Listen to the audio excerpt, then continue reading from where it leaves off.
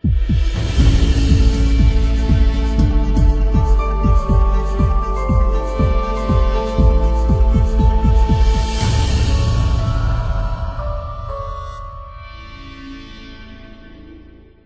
the news, the military eyes to finally end the war in Marawi tomorrow. But Malacanang clarifies government forces will remain on full alert to wipe out all terrorists. The attempted rescue of Abu Sayyaf leader Isnilon Hapilon sparked the beginning of the Marawi crisis in May. Now the FBI confirms his death through a DNA test. And the Hulk actor Mark Ruffalo praises a Filipino artist for his incredible Chinelas action figure. Wala raw planong maging diktador si Pangulong Rodrigo Duterte. Sa kanyang speech sa Laguindingan Airport sa Cagayan de Oro, nilinaw ng Pangulo na hindi layunin ng isinusulong niyang revolutionary government na palawigin ang kanyang termino. Ayon kay Duterte, layunin lang nitong pigilan ang anumang banta ng destabilisasyon laban sa kanyang administrasyon. Magugunitang ilang beses nang sinabi ng Pangulo at ng opisyal ng palasyo na may mga nagpaplanong patalsikin siya sa pwesto, bagay na umani naman ang batikos mula sa mga kritiko at ilang grupo. Sabi na, diktador, sus Marian Sep, di ko ugali yan. I mean, I will serve during my time. Sabi mo, mag-ambisyon ako ng be crazy. Kinumpirma ni Senador Antonio Trillanes na nakipagpulong siya sa ilang opisyal sa Amerika. Pinag-usapan daw nila ang pagpapaigting sa relasyon ng Pilipinas at ng Amerika. Natalakay din daw ang sitwasyon pagdating sa katiwalian at human rights sa bansa. Hirit pa ni Senador Trillanes, factual information daw ang trinisinta niya. Nilinaw din ni Trillanes na hindi niya tinangkang harangin ang pagbisita ni US President Donald Trump sa Pilipinas sa Nobyembre. The FBI confirms the death of Abu Sayyaf leader Isnilon Hapilon through a DNA sample match. In a statement, Defense Secretary Delfin Lorenzana says they received the official report from the FBI. Hapilon was on the FBI's most wanted terrorists list with a 5 million peso bounty on his head. The ASG leader and Omar Maute were killed in a military operation on October 16th. The two led ISIS-inspired fighters in Marawi. Following their deaths, President Duterte declared the liberation of Marawi. The war started on May 23rd when operatives raided a suspected hideout of Hapilon. We now speak with AFP Public Affairs Office Chief Colonel Edgar Arevalo. Good evening, sir. Thanks for joining us tonight. Hi, Mary. Good evening. And to all your televiewers, good evening. Colonel Arevalo, what happens now after the FBI's confirmation of Hapilon's death? We know there's a 5 million peso bounty on his head. Saan na po mapupunta tong bounty na to? Sa ngayon po, nandun na po tayo sa proseso of identifying who will be the deserving of the bounty of $5 million on his head. But what is important is for us to be able to submit and the official findings of the FBI as regards the DNA findings that rendered it positive is what is important as of now. We're processing as to who will be receiving the reward. Mm-hmm. Sa tingin niyo po, dito po sa one of our soldiers o dito sa one of our informants here? Yun po ang pinoproseso pa natin sapagkat sabi nga po natin, ang pinakamahalaga sa ngayon yung positive identification muna. We are in the process of determining who is going to receive it sapagkat mahaba po ang proseso niyan or may sinusunod po tayong masusing proseso before we be able to identify that. But soon we'll be able to say with certainty kanino po yan mapupunta. Colonel Arevalo, how about the DNA test for Omar Maute? Kailan po ang results nito? Wala pa pong inilalabas ang FBI at nag-submit din po tayo ng samples nila as well as other members of those terrorists para malaman natin kanino ang mga katawan na nakita just for confirmation purposes insofar as DNA is concerned.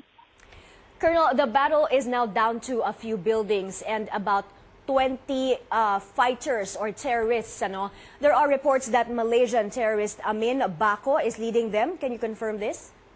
Well, we have reports saying he is among those strugglers na nanduro sa main battle area, but there's no confirmation with regard to the news report that he is the one now leading with the stragglers. But it is immaterial anymore pagkat ang mahalaga sa atin sa ngayon, we have already neutralized 915 of them as we speak. We have already neutralized the 2 or 3 key leaders of this multi-ISIS group, and that we are now down to, according to General Galvez, our Western Mindanao commander, we are down to only few more hours before it could be declared that completely Marawi has been liberated in terms of the cessation of all the fighting. A few more hours, ano? Colonel Arevalo, what about the foreign terrorists? Ilan pa po ba ang mga foreigners doon? Ang report na natanggap natin last time, around 3 to 5 na by this time. But these are all estimates, sapagkat wala naman tayo talagang head count na pwede gawin sa kanila, except from the information we are getting from those who have been rescued. So again, ang mahalaga dito at this point, nandun na sila sa last 3 remaining buildings, as you said, and we're hopeful that we'll be able to convince them into surrendering, else they will have to neutralize them. A few more hours na lang, sir, no? Sabi, completely over na ang gera doon. Matutuloy po kaya? Ano sa tingin nyo? Well, we have the commander of Western Mindanao, Lieutenant General Carlito Galvez Jr., who has mentioned or made that specific announcement. We are hopeful that he'll be able to beat that. But ang pinakamahalaga, as we have kept on saying, since the liberation, sabi nga natin, even there were sporadic firefight. This is because meron pang ilang natitira na hinahabol natin, but that will not in any way be able to reverse the trend na napanalo na natin. We were triumphant in the sense that we were able to get our tactical objective. Colonel Edgar Arevalo, thank you for taking our call, sir. Magandang gabi po. Still ahead, who knew slippers could be so incredible? American actor Mark Ruffalo takes notice of a Filipino artist's creation. As the military winds down its operations in Marawi, more troops are pulling out from the war-torn city. Ground commanders say they could completely regain control of Marawi by tomorrow. Our senior correspondent David Santos reports from Marawi. The Marine Battalion Landing Team 10 is the latest to withdraw from Marawi after the Army's 1st Infantry Battalion left on Friday. In a send-off ceremony, the Marines paid tribute to their dead. May I request for a 1-minute silence? At least 35 Marines were killed, while close to 400 others were wounded throughout their 5-month campaign in Marawi, fighting alongside the Philippine Army. While many of them are grateful to be finally coming home, others can't help but leave Marawi with a heavy heart, remembering those who did not make it out alive. I think about them, and I'm happy also for others who made it home alive, as we mourn those who gave their lives here. The Marines are credited for retaking strategic areas the Mautes took control of during the early days of the attack. Among them, Marawi's 3 main bridges, Baloy, Bayabao, and Masu, as well as an Islamic college the Maute used as cover against pursuing troops. This is the first unit that reached the final objective, or what we call the finish line. The Marine Way na walang reklamo, walang murmuring. The only thing in our head is to accomplish the mission. Even Regional Commander Lieutenant General Carlito Galvez is all praises for the Marines. Yung mabilis na pagsugod, umaga, tanghali, gabi. Kasi yung Marines lang nakita namin talaga na gabi, araw, talagang porsigido. Galvez says they hope to regain complete control of Marawi by Sunday. The fighting is now, quote, insignificant and one-sided. It is now down to only 5 buildings in Marawi city center, a huge feat from 3,000 structures they had to clear at the start of the crisis. The troops are also pursuing at least 20 terrorists. 2 of them are believed to be foreign fighters. The military can say for now who leads the group. Meron tayong hinahanapan ng mga personalities. And we cannot say it totally completed ang accomplished yung aming mission kung nahadon pa yung tao na yon. As they await their next assignment, the Marines will now have time to retrain, reunite with their loved ones, and perhaps reflect on their Marawi campaign, keeping in mind the experiences they've earned as well as the lives they've lost. Okay, let's give last round for Marawi. Uwa! Uwa! Uwa! Uwa! Uwa! Uwa! In Marawi City, David Santos, CNN Philippines. Malacanang says the pullout of troops from Marawi does not signal the end of fighting between the government and the Maute terrorists. Presidential spokesperson Ernesto Abella says while enemy forces have been diminished, the government will continue to be on full alert. He adds some units of the armed forces will remain in Marawi to secure the city. The palace says there are still possible threats coming from the remaining network of ISIS-inspired groups. It adds martial law will remain until the last terrorist is gone. With the fighting ongoing, authorities are trying to bring back life to the city ruined by war. The local government has unveiled a master plan for the return of thousands of evacuees. Our Rex Remitio tells us more. Marawi local officials are finally allowing the return of 9,000 residents who evacuated when the war broke out in May. They live in 10 barangays in the western part of Marawi, far from the main battle area and where their homes are still standing. Marawi Mayor Mahul Gandamra says they're aiming to bring the Bakwits back to their homes by Thursday.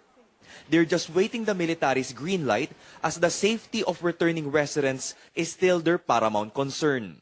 Gusto natin makabalik agad this October 26, but of course that is subject to compliance with all the requirements aside from the security aspect dahil alam natin na mayroon pang natitirang mga stragglers sa loob. That's why barangay leaders are screening each and every returning resident to make sure no Maute fighter or sympathizer will slip past them. Ahead of the residents' return, officials are rushing to bring back access to water and electricity.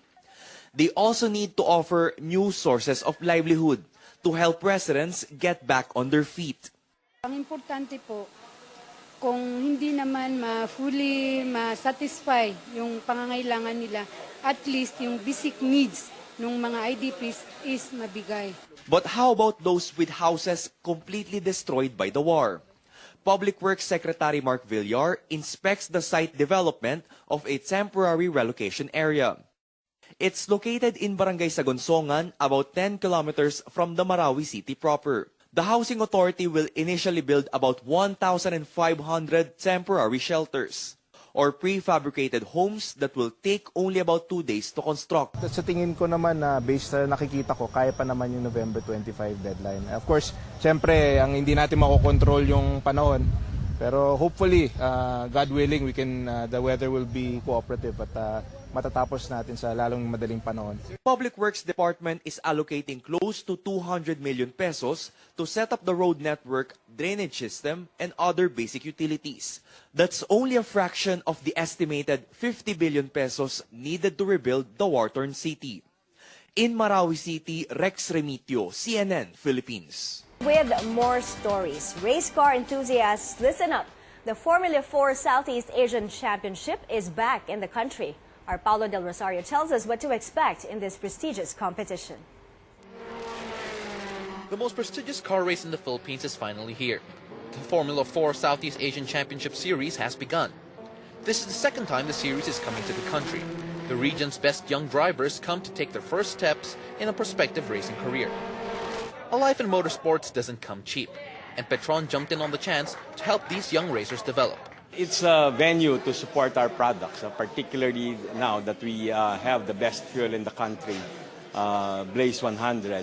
And I think right now the F4 event is the most prestigious race in the country we have right now. The Philippine leg will be composed of 6 10-lap races over the course of the weekend, with the winner collecting more FAI Super licensing points that will help them get to the big leagues.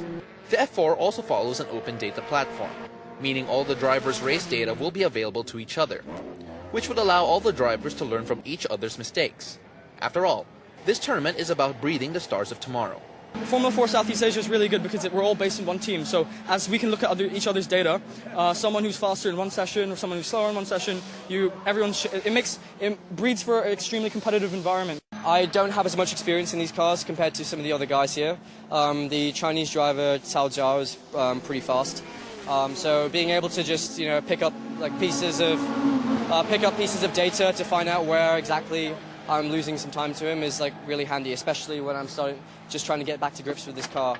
The drivers will be racing in the same vehicles, which means that the only thing separating them on the podium will be their skill behind the wheel.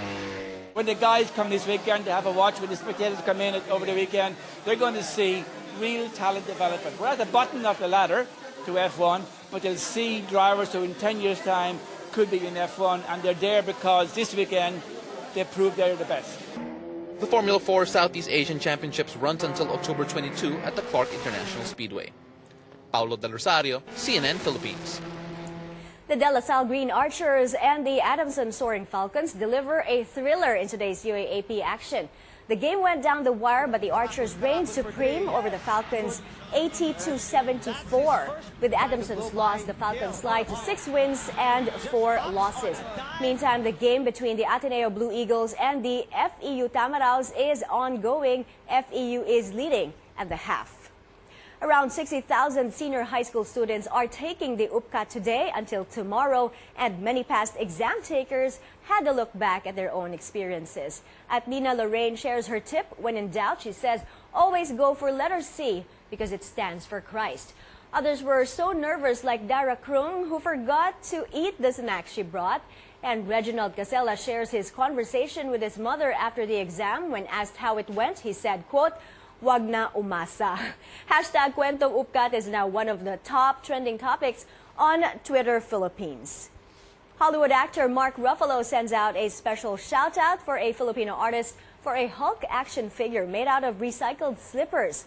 On his social media accounts, the Hulk actor thanked toy artist Elmer Padilla, aka Elmer Boy Chinelas. He says, believe it or not, this Hulk doll is made out of recycled chinelas, that's Tagalog for flip-flops. He says Elmer's creation is inventively creative, sustainable, and awesome.